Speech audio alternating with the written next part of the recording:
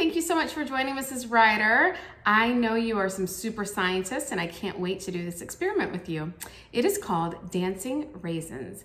Now the first thing I'm gonna need you to do is to get your worksheet, or you can draw a picture of a glass on the top and a glass on the bottom, because we are going to put on our super scientist thinking caps today and we are going to make something called a prediction. Can you say prediction? Great job. So the first thing we are going to do is, in your glass, you are going to draw a picture of what you think will happen.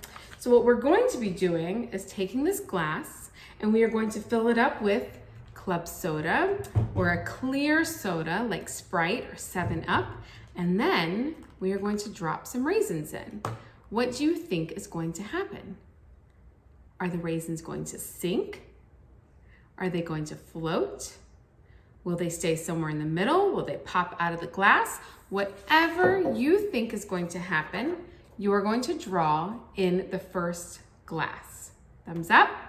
So you're going to draw your squiggly line showing the liquid, and then you can draw your raisins wherever you think they're going to end up.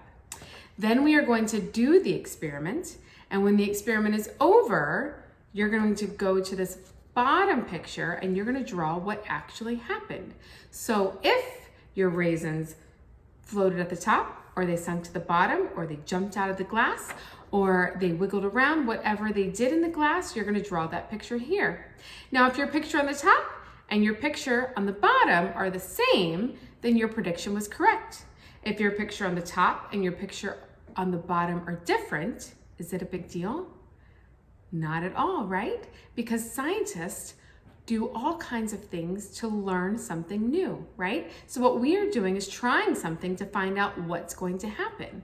And so when you are drawing what you did on the top of what you think is going to happen, and then you draw your picture on the bottom with what actually happened, we are learning something, right? So this is our prediction, and this is going to be our conclusion or results. Are you ready for the experiment? Okay, let's do it. Go get all your supplies. All right, friends, Mrs. Ryder is taking off the top. Can you hear it? All those bubbles are rushing to the top as we open our bottle. And now Mrs. Ryder's gonna pour it into the glass. Can you hear it? About halfway. What you're hearing are bubbles escaping that are called carbon dioxide. All right, I'm ready to drop some raisins in. Let's see what happens. 1, 2.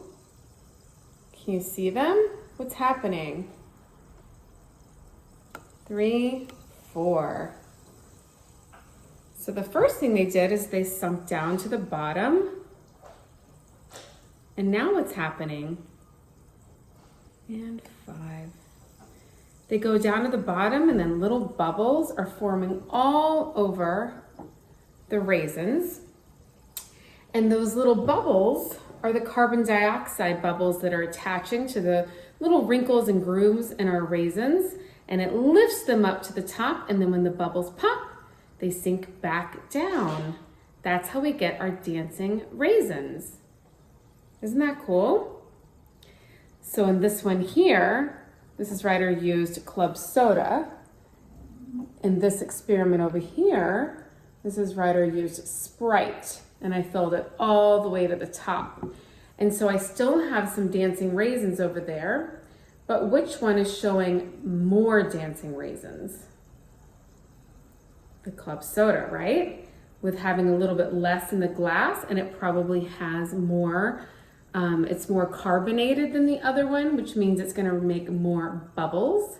So my raisins are dancing a little bit faster. Mrs. Ryder also thought, well, what else could we add to see if it would dance? So I also have some dried cranberries. Let's see if that works. 1, 2, 3. So the dried cranberries are red instead of brown, and they are dancing as well, so that worked. What else do you think that you could try at home that you could add that might dance? I I think that's some great ideas. Let me know what you find out. Let us know what is going to dance just like the raisins when you try it at home. And remember, when we do experiments that have to do with sinking or floating, that's called buoyancy. And that can be one of our new vocabulary words. I hope you enjoyed this experiment.